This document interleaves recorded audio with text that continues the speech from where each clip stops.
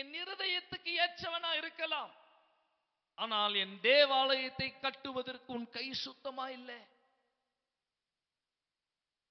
ராஜாவாய் சமஸ்த இஸ்ரவேல், அதாவது தேவனுடைய ஜனத்தை ஆளுகை செய்யும்படிக்கு தெரிந்து கொள்ளப்பட்ட ராஜாவாகிய தாவீதை கர்த்தர் நிராகரித்தார், தேவாலயத்தை கட்டக்கூடாது என்பதற்காக. ஆனா இன்னைக்கு எந்த தாவீதை கர்த்தர் ரிஜெக்ட் பண்ணாரோ அந்த இடத்துல கர்த்தர் உங்களை என்னையும் தெரிந்து கொண்டு தேவாலயத்தை கட்டுகிற இடத்துல கர்த்தர் நிற்க வைத்திருக்கிறாருன்னா நீயும் நானும் எவ்வளவு விசேஷம் என்பதை நீ தெரிந்து கொள்ள வேண்டும்.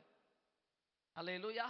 தேவாலயத்தை கட்டணும் அப்படின்னு நினைச்ச உடனே நமக்குள்ளலாம் நான் ஏன் செய்யணும், நான் ஏன் பண்ணணும், நான் ஏன் முன்ன வரணும், ஏன் அவங்க இல்லையா, ஏன் இவங்க இல்லையா, எனக்கு இவ்வளவு பிரச்சனை இருக்குது, எனக்கு அவ்வளவு தேவை இருக்குது, எனக்கு அப்படி இருக்குது இப்படி இருக்குதுன்னு எவ்வளோ கேள்வி பேசுறோமே. நீ ஏன் யோசிக்க மாட்டுகிற? தாவீதை கர்த்தர் ரிஜெக்ட் பண்ண இடத்துல என்னை தெரிந்து கொண்டு இருக்கிறார் தேவாலயத்தை கட்டுவதற்கு.